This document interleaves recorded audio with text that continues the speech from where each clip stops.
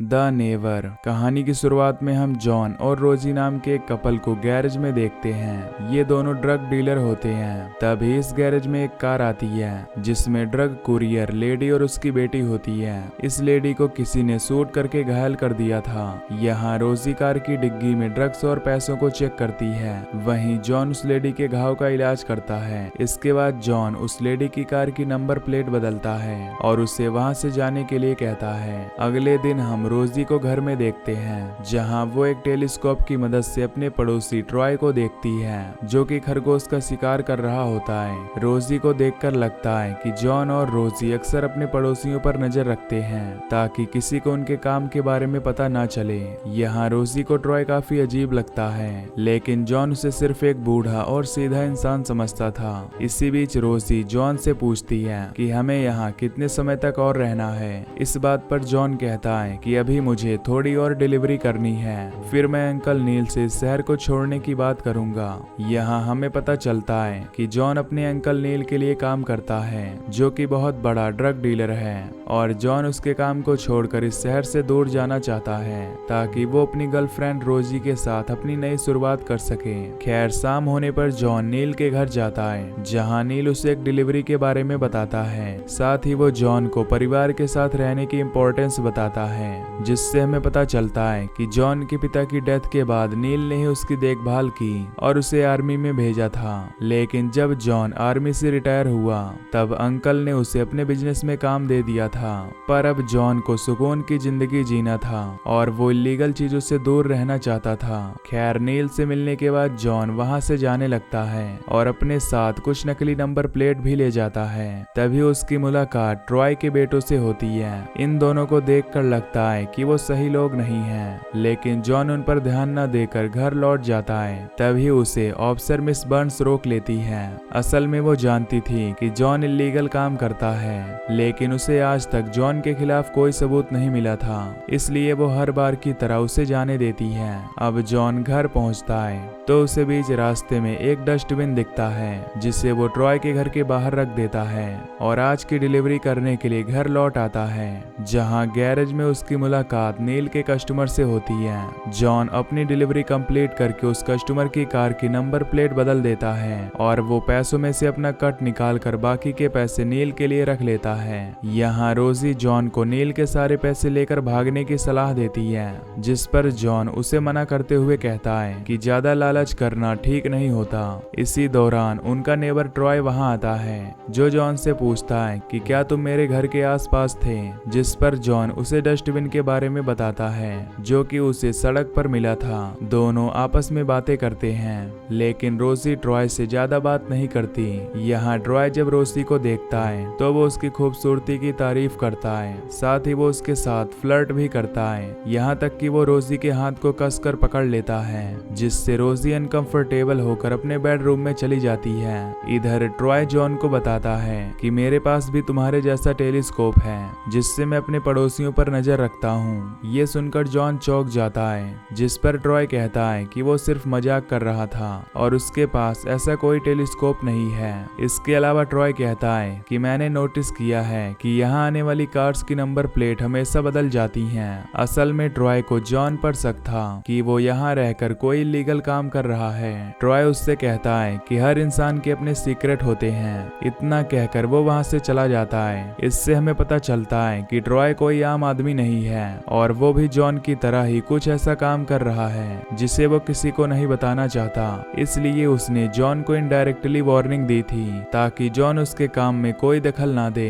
खैर ट्रॉय के जाने के बाद जॉन टेलीस्कोप से उसके घर को देखता है जिस दौरान ट्रॉय अपने बेटों से मिलता है। यहाँ उसे पता चलता है कि जो लड़के आज उसने काम के दौरान देखे थे वो ट्रॉय के ही बेटे हैं। इन्हें देखकर उसे काफी अजीब भी लगता है, इसलिए जॉन जल्दी से अपना पैसा इकट्ठा करके अगली सुबह शहर को छोड़ने का सोचता है। अगली सुबह जॉन रोजी से पूछता है कि क्या तुम अपनी फैमिली और फ्रेंड्स को छोड़ने के लिए तैयार हो, जिस पर रोजी हाँ में जवाब देती है। अब जॉन शहर छोड़ने से पहले नील को उसके पैसे देने चला जाता है और रोजी घर में अकेली रुककर अपने पैसों को देखने लगती है। तभी एक गन की आवाज सुनकर वो चौंक जाती है जिसके बाद वो चेक करने के लिए टेलीस्कोप से ट्रॉय के घर की ओर देखती है जहां ट्रॉय किसी लड़की को बुरी तरह मार रहा होता है। तभी अचानक से वो रोजी की तरफ देखने लगता है। ये देखकर रोजी घबरा जाती है। यहाँ जॉन नील के पास पहुंच जाता है। तब नील का आदमी जॉन की गर्दन पकड़ लेता है। असल में नील को किसी तरह पता चल गया था कि जॉन उसे छोड़कर जा रहा है। नील जॉन को धमकी देता है कि अगर उसने दोबारा भागने का सोचा तो अंजाम अच्छा नहीं होगा। इसके बाद जॉन काफी डर जाता है और वापस घर आ जाता है, जहाँ उसे कहीं भी रोजी दिखाई नहीं देती। तब उसे लगता है कि शायद रोजी उसके पैसे लेकर अकेले ही भाग गई है, इसलिए वो अपने पैसे चेक करता है जो कि उसी घर में रखे हुए थे। इस बात से जॉन को रोजी की और भी चिंता होती है, इसलिए वो ट्रॉय के पास जाता है क्योंकि उसे लगता है कि शायद ट्रॉय ने रोजी को देखा होगा। लेकिन ट्रॉय जॉन से उल्टे तरीके से बात करता है कि रोजी बहुत खूबसूरत है और शायद वो तुम्हारे साथ नहीं रहना चाहती, इसलिए उसने तुमको हमेशा के लिए छोड़ दिया होगा। इसके बाद जॉन वापस घर में आता है और अपने लिविंग रूम में टेलीस्कोप को देखकर हैरान हो जाता है क्योंकि जब वो घर से गया था तब टेलीस्कोप बेडरूम में रखा था।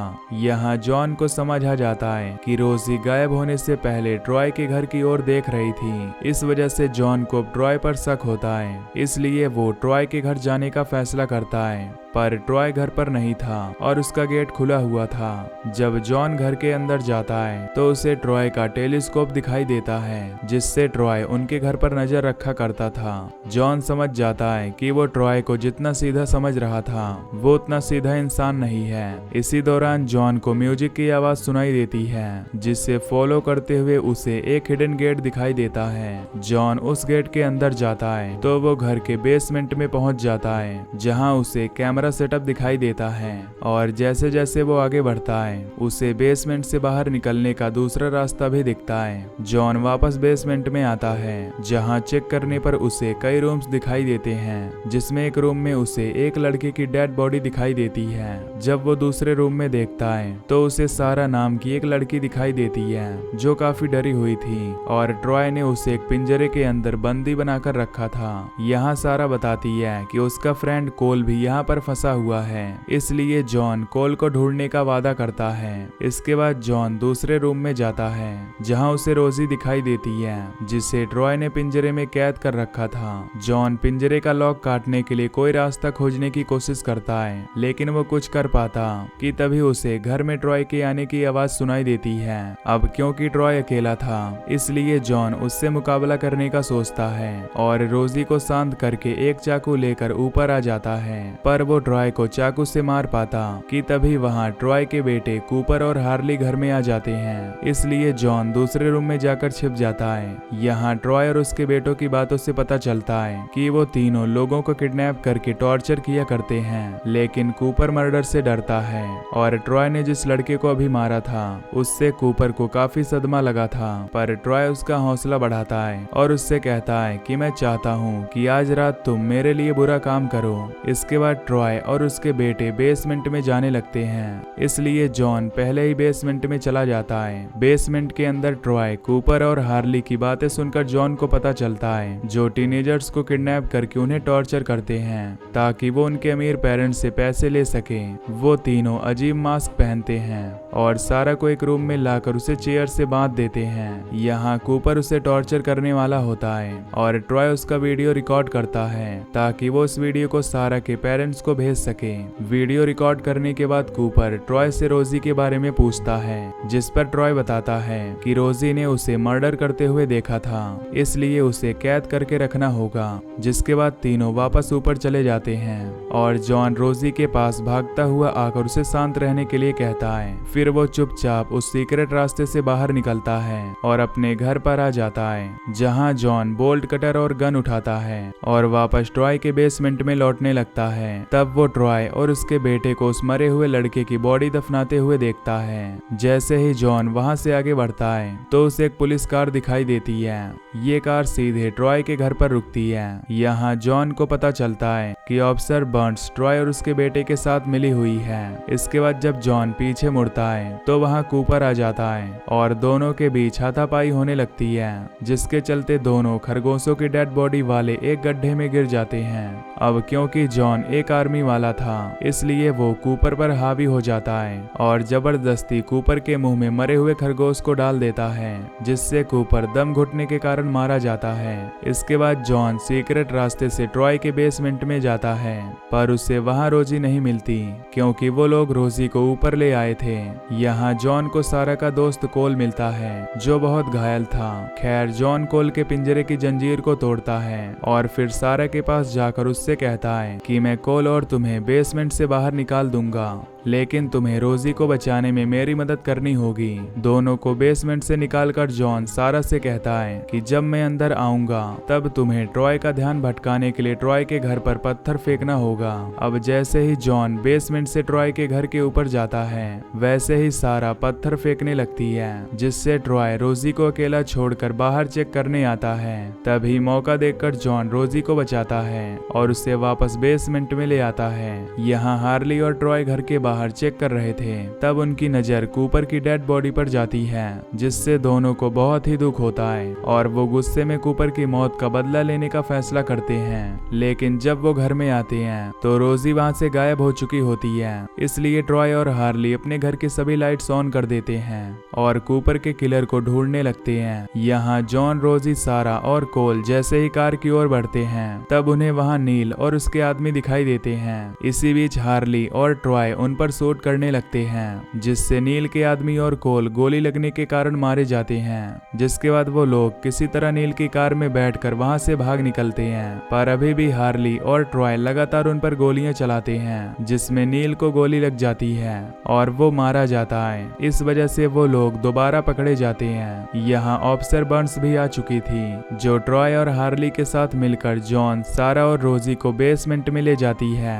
बर्न्स जॉन को बांध देती है और ट्रॉय सारा की जिम्मेदारी लेकर उसे संभालता है। दूसरी तरफ हार्ली रोजी को बेरहमी से पीटता है, जिसके बाद ट्रॉय कूपर की मौत का शोक मनाने के लिए वहां से निकल जाता है। इस बीच हार्ली जैसे ही रोजी के पास जाता है तो रोजी चालाकी से हार्ली को पकड़ लेती है और उसे हथकड़ी लगा देती है। वहीं सारा भी किसी तरह अपनी हथकड़ियां खोल लेती है। यहाँ रोजी कैमरा ट्राइपॉड उठाती है और उससे हार्ली को पीट पीट कर मार डालती है। फिर वो जॉन को बचाने के लिए निकल जाती है और बर्न्स पर ट्राइपॉड से हमला कर देती है। इस बीच ट्रॉय घर में आता है, पर तभी सारा एक गन लेकर उस पर पॉइंट कर देती है, लेकिन उसे गन चलाना नहीं आता था, इसलिए ट्रॉय आसानी से उससे गन छीन लेता है। तभी जॉन और रोजी वहां जाते हैं और सारा को बचा लेते हैं, पर ट्रॉय वहां से भाग जाता है और सभी लाइट्स ऑफ कर देता है। साथ ही वो सभी गेट्स को लॉक कर देता है। इसके बाद वो तीनों को बेहोश करने के लिए गैस के गोले छोड़ता है और तीनों को मारने के लिए अपनी गन लेकर वहां जाता है। इसलिए जॉन लकड़ी से सारा और रोजी को बेसमेंट में भेज देता है। तभी ट्रॉय जॉन को शूट करने लगता है, जिससे बचते हुए जॉन छुप जाता है और ट्रॉय पर पीछे से हमला करके उसे गिरा देता है, जिसके बाद वो ट्रॉय को शूट करके जान से मार डालता है। इस तरह जॉन, रोजी और सारा अपनी जान बचा लेते हैं। अब जॉन और रोजी सबूत मिटाने के लिए ट्रॉय और उसके साथियों की डेड बॉडीज को जला देते हैं। इसके बाद वो दोनों अपने पैसे लेकर इस शहर को छोड़कर मैक्सिको चले जाते हैं। कुछ घंटों बाद हम ट्रॉय के घर के बाहर सारा को देखते हैं, जिससे पुलिस पूछताछ कर रही थी कि आखिर यहाँ क्या हुआ था, और यहीं पर ये मूवी खत्म हो जाती है।